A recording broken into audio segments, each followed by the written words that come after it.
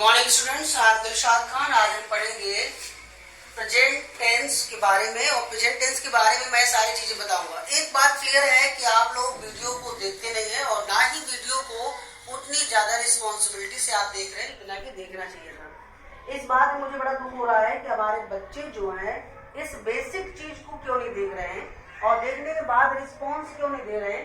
कोई प्रॉब्लम होती तो आप कमेंट नहीं कर रहे हैं। कमेंट करिए, उसमें पूछिए मुझसे कि क्या प्रॉब्लम है, कहाँ पर कोई चीज समझ में नहीं आ रही। ये आपका कर्तव्य है पूछना। और देखिए, शिक्षा एक ऐसी कला होती है जो सबको नहीं मिलती है। शिक्षा लेने के लिए एक ईमान होना चाहिए और उसके साथ साथ उसकी जुनून होना चाहिए, क्यूरियोसिटी होना चाहिए जो आती है आपके पास। चलिए, ये तो रहा, लेकिन हम आज बात करेंगे प्रेजेंट नेगेटिव में।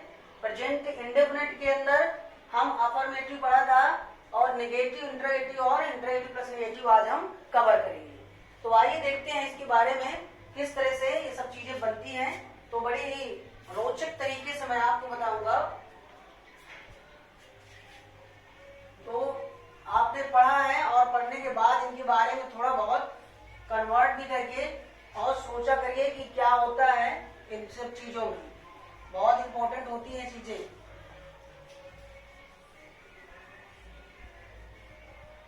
एक सेंटेंस और दे देता हूं। यदि यहाँ पर देख लीजिए, मैं कह दूं कि वह, यहाँ पर हम पढ़ रहे हैं अफर्मेटिव का। प्रेजेंट टेंस के प्रेजेंट इंडेफिनिट टेंस का अफर्मेटिव में एक सेंटेंस और देख लेते हैं। वह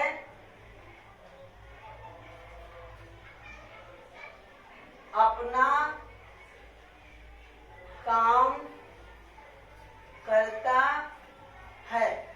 मैंने कई बार आपसे बोला है कि इसका एक रूल होता है। सबसे पहले सब्जेक्ट लाना पड़ता है, फिर वर्ब लाना पड़ता है और फिर ऑब्जेक्ट लाना पड़ता है। और इस तरह में अफर्मेटिव में वर्ब के साथ किसके साथ एस या ईएस लगाना है और किसके साथ में नहीं लगाना है, कल मैंने बताया था।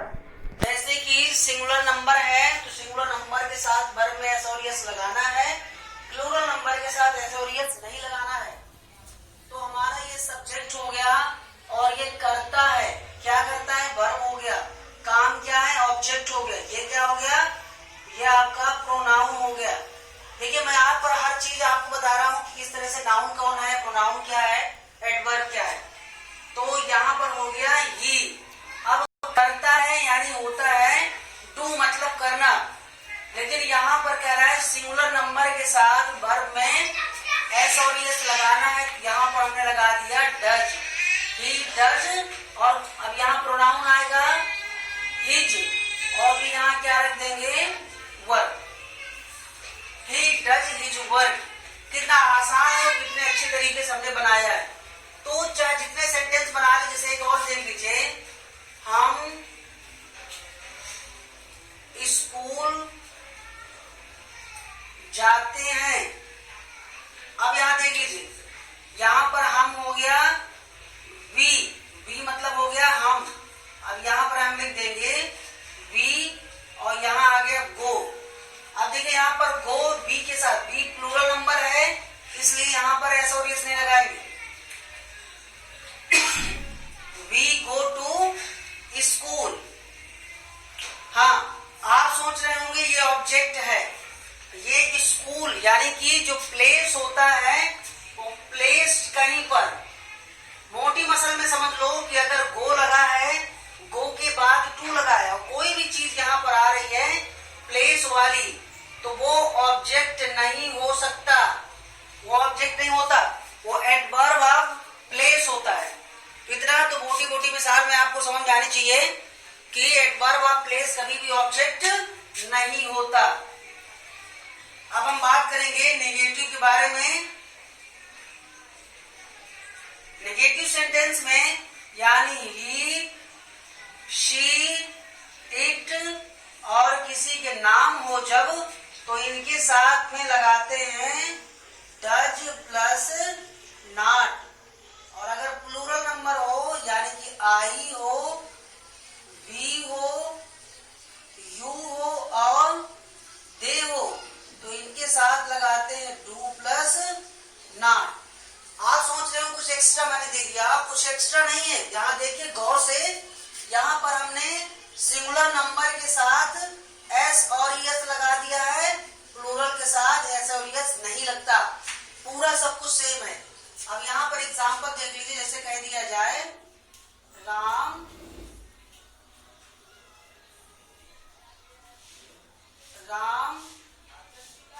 खाना नहीं खाता है। अब आपको ता है ती है तो मिल रहा है, आप देख रहे हैं कि लास्ट में जब ता है ती है होता है तो वो प्रेजेंट इंडेफिनिट टेंस होता है। तो प्रेजेंट इंडेफिनिट तो है, लेकिन इसमें नहीं लगा है, तो इसका मतलब क्या हुआ कि वो नेगेटिव सेंटेंस है। नेगेटिव सेंटेंस में सब कुछ वैसे ही होता है, सब्जेक्ट आएगा, डू आएगा या डज आएगा, प्लस इसके बाद में हम नॉट लगाएंगे, वर्ब की फर्स्ट फॉर्म प्लस ऑब्जेक्ट लगाएंगे। अब यहाँ देख लीजिए सब्जेक्ट हमारा राम है तो हमने लिख दिया राम। अब राम एक नाम है तो नाम के साथ क्या लगेगा, डज। राम डज के बाद आ जाएगा not, Ram does not, verb की फर्स्ट फॉर्म आ जाएगी ईट, क्या नहीं खाता, खाना। तो हम यहाँ लगा देंगे Ram does not eat the food. कितना क्लियर हो गया, बिल्कुल आसान तरीके से आप बना सकते हैं। दूसरा देख लीजिए, जैसे यहाँ आ गया वह अपने बच्चों को नहीं मारती है, मारती है। फिर देखो यहाँ पर ती है आ गया है और यहाँ पर ता है था और नहीं लगा है तो नेगेटिव बन गया, तो शी ले आएंगे यहाँ पर। और देखिए यहाँ पर शी के साथ भी डज लगता है, तो यहाँ she does not beat, beat मतलब मारना, she does not beat of her, बच्चों को लिखा है तो चिल्ड्रन कर देंगे हम। इस तरह से प्लूरल सेंटेंस और सिंगुलर सेंटेंस में इफेक्ट क्या होता है समझ गए होंगे। अब मैं आपको कुछ चीजें प्लूरल की बता दे रहा हूँ, आपको प्लूरल किस तरह से बनेगा, और मैं इसको लिखा रहने देता हूँ। जैसे यहाँ लिख गया कि वे, यहाँ लिखा है वे मैच खेलने नहीं जाते हैं। तो यहाँ देखिए फिर यहाँ आ गया ते हैं, तो वे के लिए क्या लगाते हैं हम, दे। और दे के साथ देखिए यहाँ लिखा है, दे के साथ क्या लगता है, do. They do not go to play, क्या प्ले करने, द मैच। कितना आसान है, सिंगुलर और प्लूरल में डू डच का इफेक्ट है। आपने देखा यहाँ पर कितना आसान तरीके से आपने बताया कि सिंगुलर के साथ में क्या लगाना है और प्लूरल के साथ में क्या लगाना है, बस इतना इफेक्ट है, ज्यादा इनमें इफेक्ट नहीं होता। अब हम थोड़ी देर बाद देखेंगे इंटरोगेटिव सेंटेंस कैसे बनाए जाते हैं। हाँ, इनको नोट भी कर सकते हैं आप, बिल्कुल फेयर में आप कहीं पर नोट करिए, नोट करने के बाद इनको लिखने के बाद समझिए, पढ़िए और फिर मुझसे आप पूछ सकते हैं किसी भी समय। अब हम इंटरोगेटिव देखते हैं, इंटरोगेटिव कैसे बनेगा। इंटरोगेटिव के लिए दो रूल्स होते हैं, यहां पर हम रख देते हैं इंटरोगेटिव यानी प्रेजेंट इंडेफिनिट का इंटरोगेटिव। दो तरीके से बनते हैं। नंबर एक, जब वाक्य में क्या, जब वाक्य में क्या सबसे पहले लगा हो, सबसे पहले लगा हो तो डू या डज को लगाते हैं। और जब यहां लिखा है जब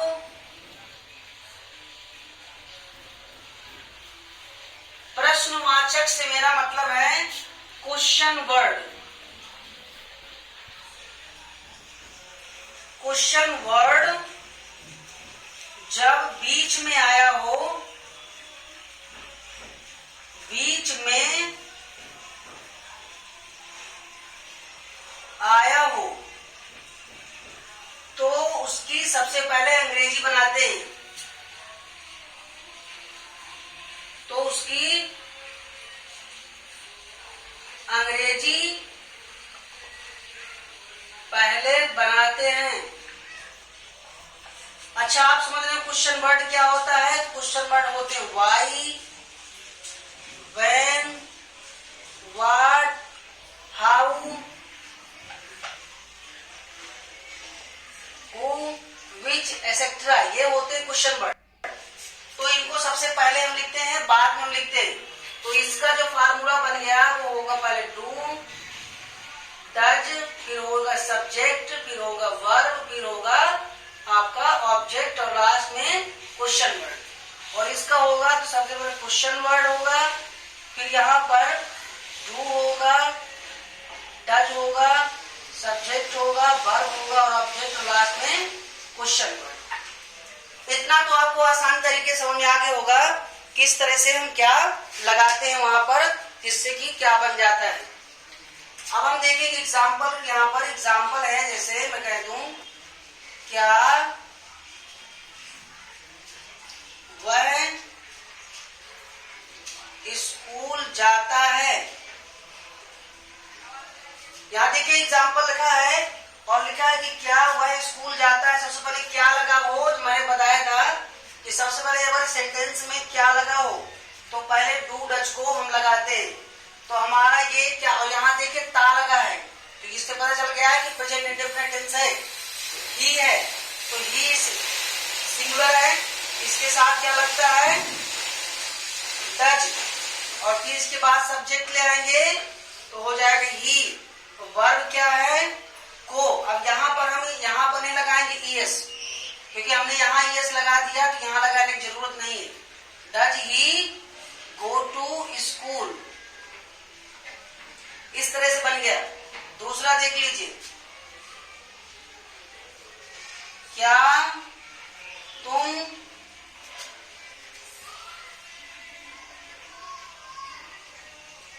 तुम पढ़ने जाते हो। देखिए यहाँ पर फिर से आ गया वही बात, तो यू है तो इसके साथ लगता है डू, फिर आ जाएगा यू गो टू कहाँ, रीड कर सकते हो और स्टडी कर सकते हो, क्वेश्चन मार्क लगा सकते हो। इस तरह से आसान तरीके से बनाया जाता है और आसानी से बिल्कुल बन जाता है। यहाँ देख लीजिए, जैसे यहाँ दे दिया गया तुम्हें अंग्रेजी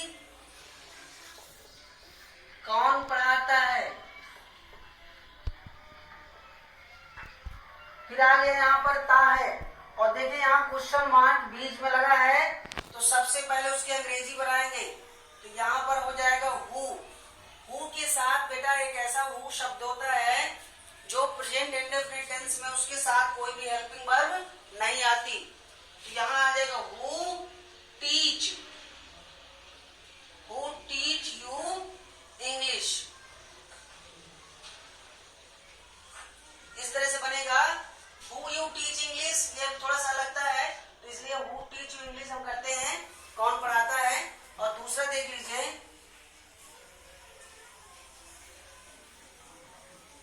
तुम स्कूल क्यों नहीं जाते हो, क्यों नहीं जाते हो। अब यहाँ देख लीजिए जाते हो फिर से लगा है और तुम स्कूल यहाँ पर लिखा है क्यों नहीं जाते हो। तो सबसे पहले इसकी अंग्रेजी बनाएंगे, ये हो जाएगा वाई, इसके बाद आएगा हेल्पिंग वर्ब तो यू के साथ लगता है डू, वाई डू यू, और यहाँ नहीं लगा नेगेटिव हो गया है तो यहाँ लगा देंगे हम not, why do you not go to school. चलिए यहाँ पर एक नेगेटिव भी समझ में आ गया आपको, इंटरगेटिव प्लस नेगेटिव, कि यहाँ पर सब्जेक्ट के बाद ही नॉट लगाते हैं, अगर क्वेश्चन मार्क है तो यहाँ लगाते हैं। पॉजिटिव में है तो पॉजिटिव के लिए हम लगाते हैं, आपको मैंने बता ही दिया है कि डू या डज नॉट लगाते हैं। तो इस तरह से हमारे टेंसेस के क्रियाएं पूरी होती हैं। और हम कल बात करेंगे आपको प्रेजेंट कंटिन्यूअस के बारे में।